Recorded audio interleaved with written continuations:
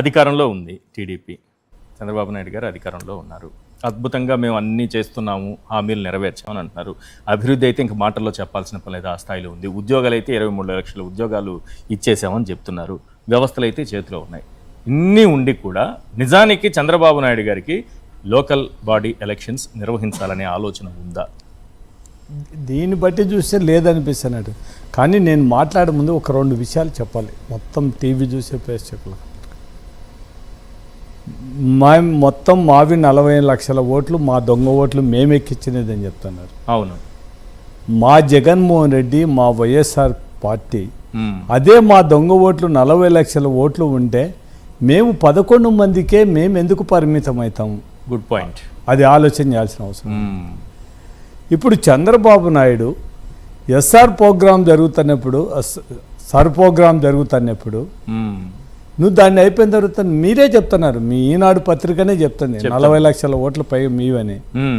మీకు ఇంకా మంచిది కదా మీ పార్టీకి, మా ఓట్లు మేము ఎక్కించిన ఓట్లు పోతే ఇంకా మీకు రేపు పొద్దున ఇంకా చాలా ఈజీ అయిపోతుంది కదా మీరు రేపు లోకల్ బాడీ ఎలక్షన్ గెలిచడానికి. కానీ మీకు ఎందుకు అంటే ఇండైరెక్ట్గా 40 లక్షల ఓట్లు మావే పోతే మేము మా పరిస్థితి ఘోరం అనేది చంద్రబాబు నాయుడుకు డైరెక్ట్గా తెలుసు. కాబట్టి సర్ ప్రోగ్రామ్ నుంచి అది కంప్లీట్ కాకముందే ఈ ఓటర్ లిస్టు జరపాలనేది ఇండైరెక్ట్గా వాళ్ళ ఇంటెన్షన్. అంటే దొంగ ఓట్లు ఎక్కించింది చెప్పనే దొంగ మామూలుగా దొంగ మాట్లాడేది కూడా దొంగతనం ఏం చేశాను తప్పించుకోవడానికి చూసేటోళ్ళు దొరకగానే ఖచ్చితంగా దొంగ దొరుకుతాడు. ఇప్పుడు చంద్రబాబు నాయుడు తెలుగుదేశం పార్టీ వీళ్ళు డైరెక్ట్గానే వాళ్ళు మేమే చేసినామని చెప్పే పరిస్థితి ఉంది. అదే ఓట్లు మావైతే మా జగన్మోహన్ రెడ్డి ఎందుకు మేము ఓడిపోతాము? మొత్తం పాండ్యం నియోజకవర్గంలో 50,000 ఓట్లు దొంగ ఓట్లు ఉన్నాయి.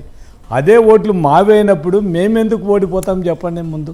రైట్. పురుషోత్తం రెడ్డి గారు, ఎన్నికలు జరగాలి, ఖచ్చితంగా జరిగి తీరాల్సిందే అని నిజంగా చంద్రబాబు నాయుడు గారికి ఉందా? ఇసుగారు బేసిక్గా ఈ 34% ఒకసారి చూడండి. అవును, 34%కి సంబంధించి పాత లెక్కలొద్దు. రీసెంట్గా తెలంగాణ ప్రభుత్వం చేసిన ప్రక్రియ, తెలంగాణ హైకోర్టు మరియు సుప్రీంకోర్టు ఇచ్చిన తీర్పునే చూస్తే సరిపోతుంది. ఇంకా మళ్ళీ కొత్తగా ప్రయత్నం చేయాల్సిన అవసరంలా. ఓకే. ఆంధ్రప్రదేశ్ ప్రభుత్వంలో లాగా జస్ట్ తీర్మానం చేసి వాళ్ళు పంపలా. తెలంగాణ ముఖ్యమంత్రి రేవంత్ రెడ్డి గారు ఒక రిటైర్డ్ జడ్జితో ఒక కమిషన్ లాంటిది వేసి రాష్ట్రం అంతా ఒక స్టడీ చేసి 42% బీసీలకు రిజర్వేషన్ ఇస్తూ నిర్ణయం తీసుకున్నారు లోకల్ బాడీ ఎన్నికల్లో. తెలంగాణ హైకోర్టు దాన్ని తిరస్కరించింది. ఓకే. తిరస్కరించిన తర్వాత సుప్రీంకోర్టుకి వెళ్ళారు. సుప్రీంకోర్టులో ప్రైమరీగానే రిజెక్ట్ చేసేశారు.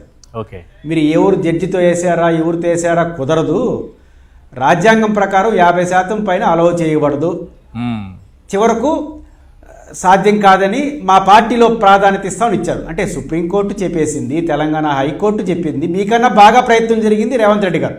అంతకంటే చాలా ప్రధానమైన పాయింట్ ఏపీలో ఎట్ట సాధ్యం అవుతుంది? తొలి మెట్టు ఏంటంటే కమిషన్ వేయడం.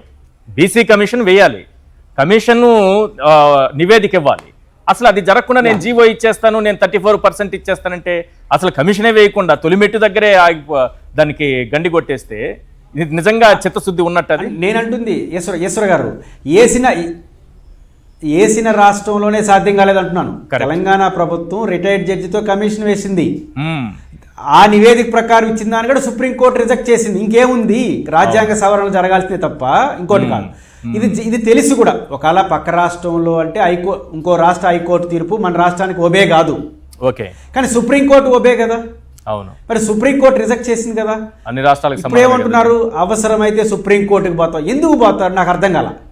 ఇప్పుడు తెలంగాణ హైకోర్టు ఇచ్చిన తీర్పుని సుప్రీంకోర్టు రిజెక్ట్ చేస్తే మళ్ళీ ఏపీ హైకోర్టు ఇచ్చిన తీర్పు మళ్ళీ సుప్రీంకి పోతా అంటే ఈ పేరుతో మొత్తం తతంగానే ముగించేస్తారా?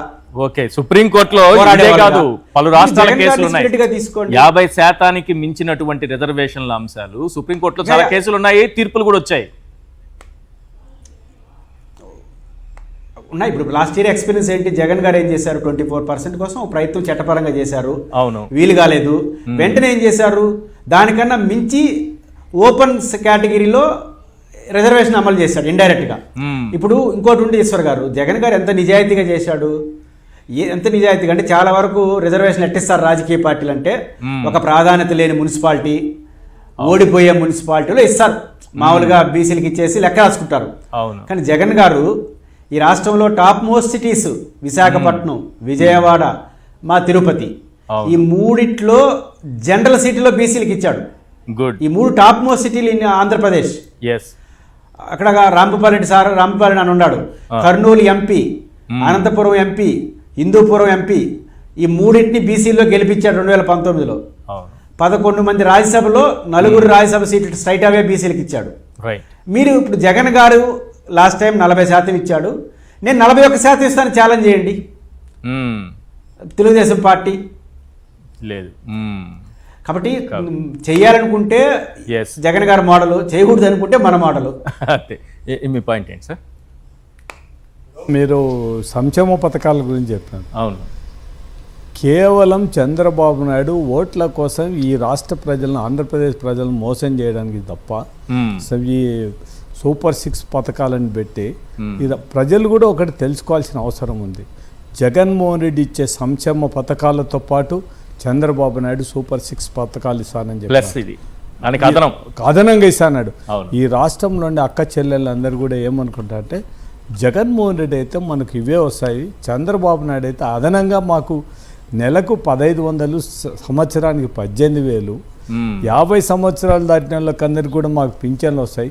ఈ నిరుద్యోగులంతా ఏమనుకుంటున్నారంటే జగన్మోహన్ రెడ్డి ఏం చేయలేకపోయినాడు, మాకు చంద్రబాబు నాయుడు ఉద్యోగాలు ఇవ్వకపోయినా నెలకు 3,000 ఇస్తారనే ఉద్దేశంతోనే మొత్తం చేశారు. దాంతోపాటు ల్యాండ్ టైటిలింగ్ యాక్ట్లో కూడా మనం ఎవరు బ్రిటిష్ కాలం నుంచి ఎవరు చేయని మంచి పని జగన్మోహన్ రెడ్డి గారు చేసే దాన్ని ఇండైరెక్ట్గా మీ భూములలో తాకట్టు పెడుతున్నాడు. మొత్తం మీ భూములు తాకట్టు పెట్టి డబ్బులు తీసుకొని మొత్తం ప్రజలకు పంచుతాను. ఇప్పుడు ఆ రోజు జగన్మోహన్ రెడ్డి గారు చేసిన అప్పు ఎంత, ఈరోజు చంద్రబాబు నాయుడు గారు చేసే అప్పు ఎంత, ఈ రాష్ట్ర ప్రజలందరూ కూడా ఒకసారి తెలుసుకోవాల్సిన అవసరం ఉంది. ఓట్ల కోసం ప్రజలను మోసం చేసే నాయకుడిని కానీ పార్టీని కానీ మాత్రం ఎవరైతే ప్రజల కోసం మాట మీద కట్టుబడి ఉండి అధికారం కూడా అవసరం లేదు, నేను చెప్పిన మాట ప్రకారం నిలబడాలనే కొనే నాయకుడు మా జగన్మోహన్ రెడ్డి.